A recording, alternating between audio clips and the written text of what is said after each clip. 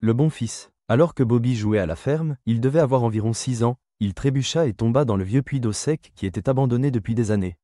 C'était une journée orageuse et, dès que Bobby tomba dans le puits, un éclair assourdissant frappa le puits, formant une sorte de coussin d'énergie, empêchant Bobby de se blesser gravement. Cependant, il passa plusieurs semaines dans le coma, jusqu'à ce qu'un jour il ouvrit simplement les yeux comme si de rien n'était.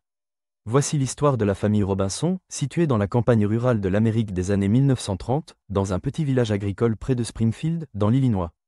Les Robinson, une famille de 7 garçons, vivaient dans une ferme qui semblait toujours être en désordre.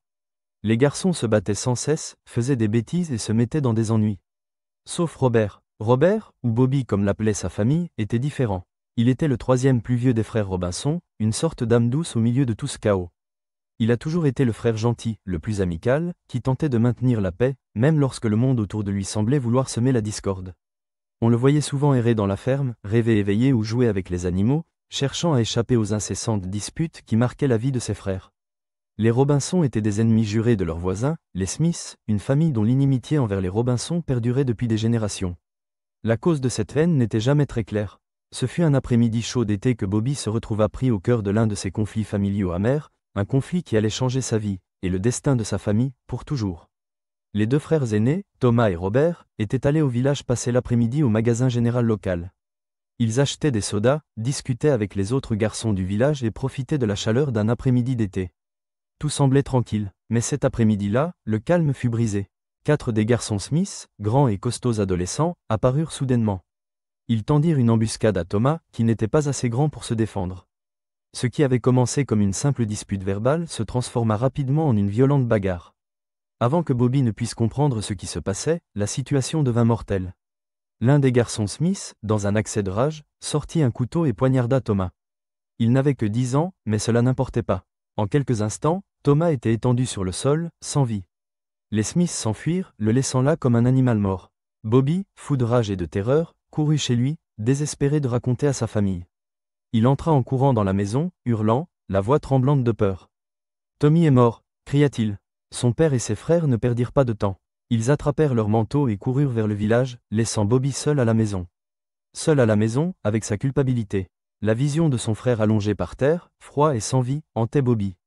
La douleur et la culpabilité le dévoraient. Il souhaitait avoir été à sa place. Il souhaitait pouvoir prendre la place de Tommy. Dans ce chaos, Bobby se dirigea vers l'ancien puits d'eau abandonné près de l'arrière de la propriété. Le puits était devenu un lieu d'évasion pour lui dans le passé.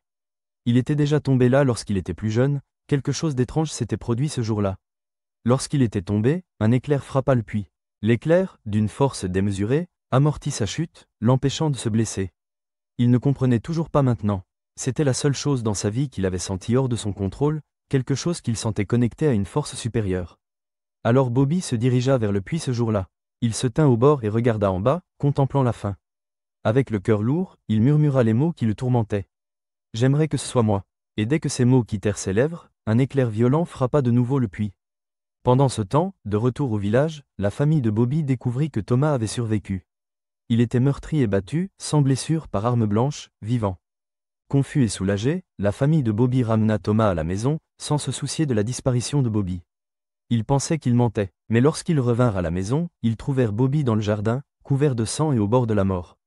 Le médecin local fut appelé rapidement. Il n'était pas clair comment Bobby avait été blessé.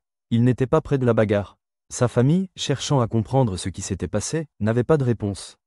Le cycle de violence continua. L'inimitié entre les Robinson et les Smith atteignit un point critique. Des années de rancœur avaient conduit à cela, une terrible confrontation. Des tirs éclatèrent, forts et brutaux. Les 2 familles, prises dans une bataille sanglante, luttaient jusqu'à la mort. Des hommes, des femmes et des enfants tombaient au sol, abattus ou grièvement blessés. Les rues se remplirent de sang. Au milieu de tout cela, là se trouvait Bobby, intact, indemne. À ce moment-là, Bobby était devenu quelque chose de semblable à un fantôme.